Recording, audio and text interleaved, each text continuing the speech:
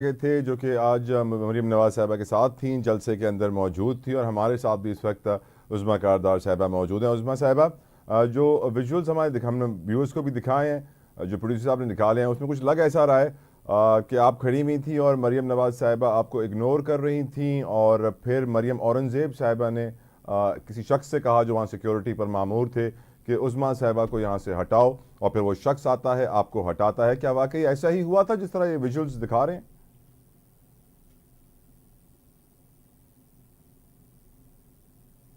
उज़्मा साहिबा, आप मुझे सुन सकती हैं? उज़्मा साहिबा, आप मुझे सुन सकती हैं? उज़्मा जी क्या कारदार कह साहिबा, जी जी। उज़्मा साहिबा, मैं आपसे सवाल पूछ रहा हूँ, लाइव है हम इस वक्त। उज़्मा साहिबा, द क्वेश्चन इज, जो वीडियो हमें इस वक्त प्रोड्यूसर साहब दिखा रहे हैं उसमें लग ऐसा रहा है कि आप जब जलसे पे थी तो आप मरीम नवाज साहिबा के साथ थी और फिर मरीम औरंगज़ेब साहिबा ने सिक्योरिटी गार्ड से कहा जो मामूर थे कि आपको स्टेज से हटाया जाए और फिर वो आपको हाथ से पकड़ के निकालते हैं। क्या वाकई ऐसा हुआ? ताला मुझे तो हंसी आती है। आपको पता है कि मुझे ऐसी बातों से बिल्कुल कोई अब फर्क नहीं पड़ता। मैं आपको हकीकत हाल आप कहें तो बता दूं क्या बताएं हुआ था। बताएं। हुआ यूं था कि मैं अंदर आ गई थी। मुझे अली परवेज साहब ने और शाइस्ता ने अंदर तक तो कहा कि आप आ जाएं, लेकिन उन्होंने कहा कि जब मरियम साहिबा आएंगी तो फिर उसके बाद आप स्टेज पे ऊपर आ जाए उनके साथ। खैर मैं चुप करके वहां पे खड़ी हो गई। तो वहां पे आपके एक बड़े एक डीएसपी साहब खड़े थे और उनकी 4 कांस्टेबल पुलिस वालियां खड़ी थी। उन्होंने मुझे कहा जी आप कोने में हो जाएं, आप कोने में हो जाएं। तो मैं चुप करके खड़ी रही, मैंने उनकी तरफ देखा ही नहीं। और मैं भी आपको पता है दबंग हूं, मैं भी हिलती नहीं हूं अगर मेरी मर्जी ना हो। मैंने उनको कहा, मैंने कहा मैंने सिर्फ सलाम अर्ज करना है और मैंने फिर चले जाना है।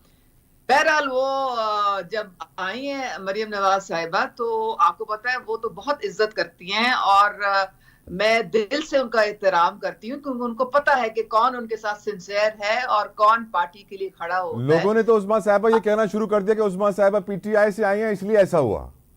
नहीं नहीं मैं आप मेरी बात तो सुने ना। वो जब आई है मरियम साहिबा तो उन्होंने जो वहां सिक्योरिटी खड़ी थी उन्होंने कहा था कि ये मेरे साथ ऊपर इन्होंने आना है, इनको आप आने दें। वो खुद मुझे अपने साथ ऊपर लेके गई और ऊपर लेके गई तो वहां पे मैं जब खड़ी हुई थी तो मरियम औरंगजेब साहिबा ने पता नहीं कुछ कहा या नहीं कहा।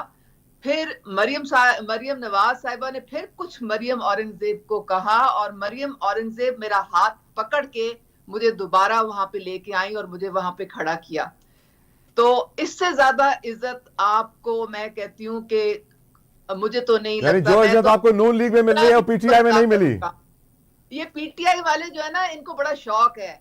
ये इतने ये इनको इतनी इतनी तकलीफ होती है क्योंकि मैं जब बात करती हूँ ना तो मैं इनको जूते की नोक पे रखती हूँ। तो इनको खुदा कोई मौका दे कुछ भी पकड़ने का। बात सारी ये है कि इनको ये हजम नहीं हो रहा कि मुझे मुस्लिम लीग नून की लीडरशिप इतनी इज्जत क्यों दे रही है। ये इनकी खाम ख्याली थी। ये सोच रहे थे कि वो तो खोटे लाइन लगा देंगे और फिर हम जनाब इनको इनकी ऐसी की तैसी फेरेंगे। वो सारे उनके ख्वाब चिकनाचूर हो गए।